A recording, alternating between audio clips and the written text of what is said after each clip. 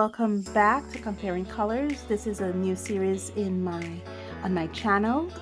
It's a 4-part series, and basically what we're looking at is comparing the colors that I currently own, especially if I have multiple representation of those colors or multiple samples of those colors to compare it.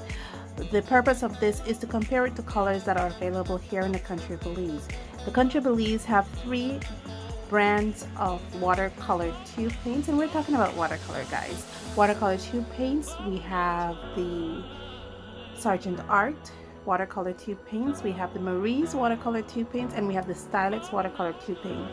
So we're comparing the colors that are popular in these brands to colors that I currently have, which are more professional, and also comparing it to colors that I also have in pigment form, which I make my own handmade watercolor paints.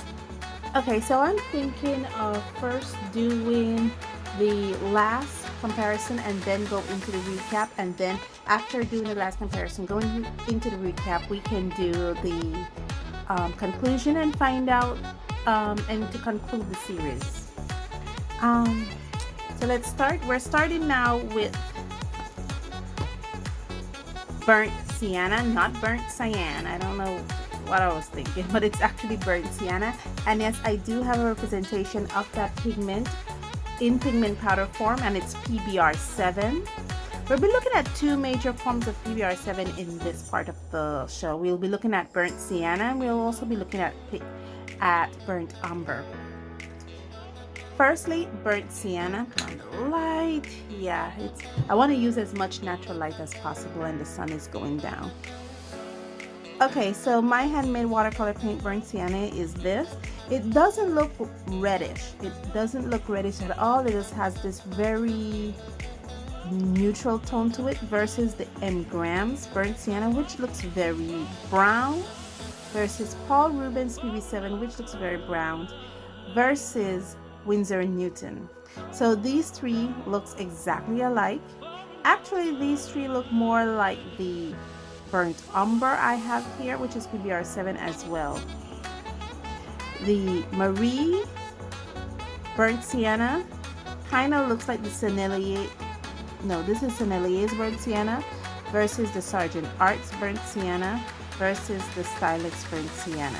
So as you can see, they all look kind of like the same color that I have from my Burnt Sienna. Please keep in mind that the Burnt Sienna is very, very granulating, and the color I have here is a very granulating color. But the Stylex, I don't know, they don't have much granulation in their pigments at all.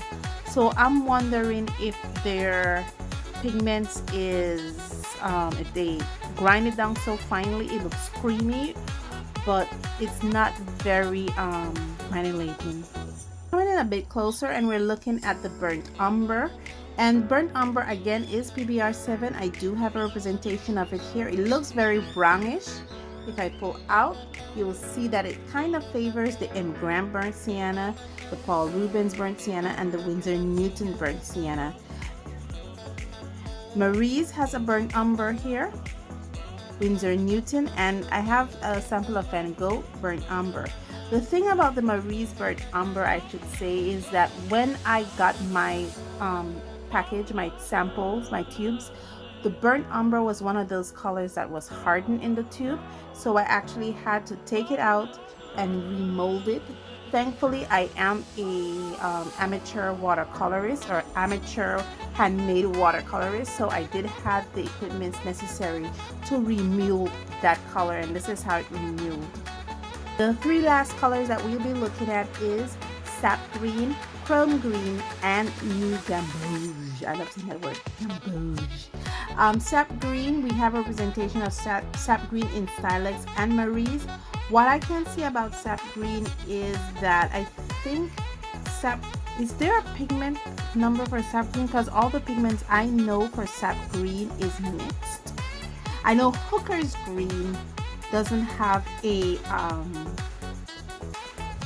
could be a single pigment. I think Hooker's Green is PG8, but Sap Green, I think that's a more mixing color, and I think they mix it with PG7 and and a PY, either well, M-Gram mixed their one with PY 110, but I think Sap Green is also mixed with PY 150 if I'm not mistaken. But this is a mixable pigment, and because Marie's and Stylex, as you can see, the Stylex version is very, I would say more on the warm side, cold side, sorry, it's more on the cold side, versus the Winsor Newton China, which is very on the warm side, versus the Marie's also, which is also on the warm side. Chrome Green comes in the Sargent Art color, and this is my Chrome Green versus the Sargent Art Chrome Green. As you can see, my Chrome Green that I have, and this is actual Chrome B pigment PG17, is very granulating. It's a very opaque color, but the Sargent Art one is not as opaque or as granulating as the one that I have. The New Gamboge is found in the Marie's, and Daniel Smith New Gamboge is a mixture pigment, but I'm thinking that there is other mixtures that they use, because I remember seeing something on Handprint. I will put all necessary information during editing. Unfortunately, Marie's, Sargent Art, and Stylex do not give pigment information for their pigment, so I cannot verify or confirm the pigment that they use within these color names that they say they have. So what are my conclusions? My conclusion is that they're usable paints, but I think with any product, especially if you're using bargain friendly paint, some of them might require a learning curve. That was true for the Stylex. That required a learning curve because a lot of the Stylex paints are very opaque. I am not saying chalky, guys, I said opaque. And they also contain a lot of fillers, because when I finish with my water is very chalky. It is muddy, but it's muddy and chalky. So I know that Stylex use a lot of fillers in their paints. The Sargent Art, I don't think Sargent Art use as much fillers as the Stylex, and the Marie's doesn't use as much fillers as either the Stylex or the Sargent Art. Okay, so run down the colors that we have looked at within this series, going from last to first. We looked at the New Gamboge, Chrome Green, Sap Green. We also looked at Burnt Umber, Burnt Sienna, Payne's Gray, Vermilion, Carmine, Crimson. I know that I say crimson here, that's because some of them have name as just Crimson Red, as in Stylex.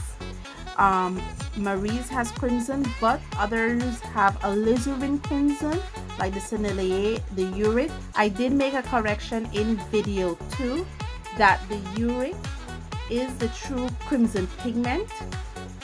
Okay, so this is how it's supposed to look, and these are muted, very muted compared to this very rich and bright color. Unfortunately for us, the Stylex does have a representation of that, even though it is a more muted version of the PR83. When it comes to vermilion, the vermilion color I believe was PR106. I would put that up, and none of these pigments amazingly have it, but I cannot say if these colors were made with it because they don't put their color names up. We also looked at cobalt blue and Prussian blue. Prussian blue is found in the Marie, and it's a very blue, to me it's a very bright blue, versus the cobalt blue, which is not found in either. Yellow ochre is one of those popular colors that is found in all 3 brands, and yellow ochre can be either one of 2 pigments, PY42 or PY43, and the majority of them look like the PY43 version, except for the Artistic Isle one and the Paul Rubens look more like the PR42 version that I have. Phthalo blue is not found in any of those 3. However, my phthalo blue is very, I won't say muted, but I would say my phthalo blue is very light and non-staining versus these others. And both Marie's and Stylex has a version of cerulean blue, and coincidentally they look similar to the Artistic Isle versus the Artistic Isle, Jackson Art and the Uric cerulean blue. They look more similar to each other, so I'd like to know what pigment Marie's use or what pigment Stylex use. Finally, we're looking at yellow oak, lemon yellow, and lemon yellow is also represented in all 3 brands. And their lemon yellow is very light compared to the lemon yellow I have, which is the pigment lemon yellow PY3. And lastly, we looked at the ultramarine, why did you say marine? Oh gosh, the ultramarine blue, which is PB29. And as you can see here, all of them is on par with what I know ultramarine to be, except for Sergeant Art. I would still like Sergeant Art to tell me if this is really ultramarine blue, as they claim it is, or ultramarine violet, because it is very purple, guys. Okay, guys, I think that is it. Let's wrap this series up. Thank you so much for joining me on this journey. Thank you so much for joining me on this series. Let me know what you think. Let me know in the comments below how you feel about this series and any surprises you may have seen that I am not currently looking at. Let me know in the comments below. Thank you so much. Thank you for joining me on this journey. And as always, stay safe, stay blessed, and I'll see you in the next one. Bye.